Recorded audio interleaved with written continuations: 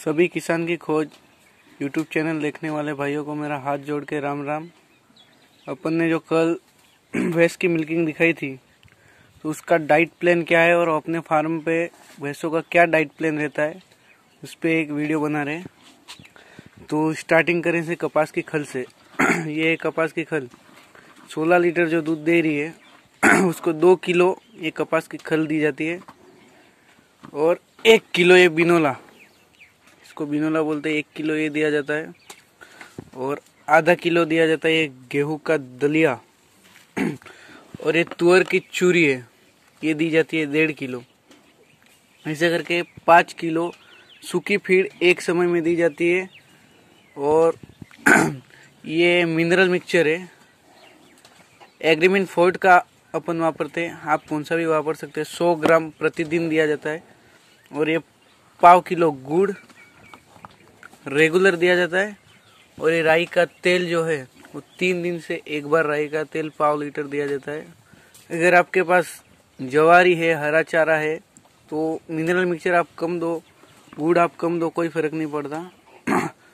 और जो 22 किलो की भैंस है उसको यही हो जाएगा कि 1 किलो कपास की खल और बढ़ा देंगे, बाकी सब यही रहेगा। और महीने में 15 दिन तो कैल्शियम दिया जाता है और लिवर टॉनिक वगैरह डीवॉर्मिंग की जाती है टाइम टू टाइम। बट पूरे दिन भैंस को खिलाते रहने का कोई फायदा नहीं होता।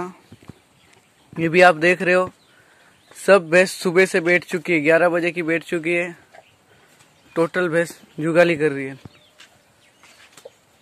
और सूखा घास रहता है हमारे पास, कोई एक्स्ट्रा हरा घास वगैरह नहीं रहता, सिर्फ और सिर्फ सूखा घास रहता है। और सूखे घास पे भैंस अच्छा खासा दूध निकाल देती है क्योंकि सब मैनेजमेंट टाइम टू टाइम होता है। सब भैंस आप देखो जुगाली कर रही होगी टोटली भैंस जुगाली करती है। 11 बजे की बैठी है और अभी बज रहे दोपहर के 3, अभी तक नहीं उठी, अभी इनको उठाया जाएगा 4 बजे। तो समय टू समय ये वागोल करो, ऐसा नहीं कि आप पूरा दिन खिलाते रहो, जो भी खिलाओ लिमिट में खिलाओ और समय टू समय खिलाओ तो उसको आप रिजल्ट देख पाओगे। और जब अपने फार्म पे भैंस जब ताजी बच्चा देती है तब उसको स्टार्टिंग के 1 हफ्ता तो उसको पूरे दिन की फीड 3 किलो से ऊपर नहीं दी जाती है क्योंकि जो उसका रूमिन रहता है वो पूरी तरीके से डेवलप नहीं हुआ रहता है। इसके वजह से पूरे दिन की फीड 3 किलो ही दी जाती है। और फिर उसमें अजवाइन, सेपू, तारा मीरा, सफ़ेद जीरा, इसका मसाला बना के 2 किलो आधा किलो सब लिया जाता है, इसका मसाला बनाया जाता है और भैंस को दिया जाता है रेगुलर। उसको आधा किलो गुड़ एक समय में दिया जाता है। जब ताजी भैंस जम जाती है फिर धीरे धीरे उसकी फीड बढ़ाई जाती है। तो आप इस बात का ध्यान रखें कि भैंस को पूरे दिन ना खिलाए, जितना भी खिलाए लिमिट से खिलाए, भैंस को आराम दे, जुगाली करने का वक्त दे। जब तक भैंस जुगाली नहीं करेगी तब तक ना तो दूध बढ़ेगा ना तो दूध की क्वालिटी बढ़ेगी। दूध बढ़ाना है और फैट बढ़ाना है, एसएनएफ बढ़ाना है तो आपके भैंस को जुगाली करना बहुत जरूरी है। देखो ये अपना जो मिल्किंग बताई थी वो वाली भैंस है और जो मैं दाना बताया उस खिलाने से आपको ये फायदा होगा कि भैंस आपकी हीट पे बहुत जल्दी आ जाएगी। तो हीट पे ना आने का आपका इश्यू ही नहीं रहेगा। ये अपन ने मिल्किंग दिखाई थी वो भैंस है, आज 21 दिन हो गया और वापस ये आपको डिस्चार्ज दिख रहा है, हीट पे भी आ गई है।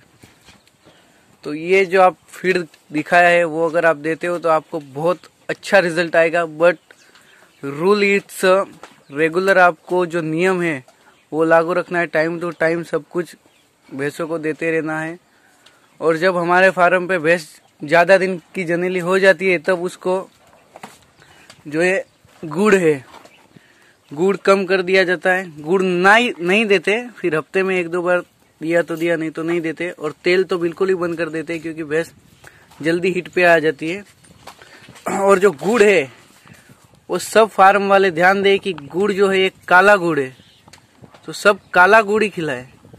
व्हाइट गुड़ में केमिकल डाल के उसको व्हाइट किया जाता है, काला गुड़ ज्यादा फायदेमंद रहता है। इसको मैं भी तोड़ के चूरा कर दिया हूँ, बाकी पहले खड़ा था। व्हाइट गुड़ ना खिलाए, काले गुड़ का ही बहुत अच्छा आपको रिजल्ट आएगा।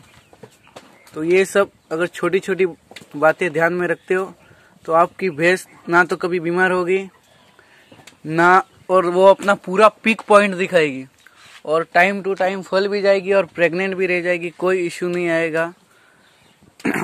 और ये देखिए आप, पूरा सूखा ही घास है अपने पास, हरा घास लगाया बाकी अभी नहीं है, महीने के बाद हरा घास होगा।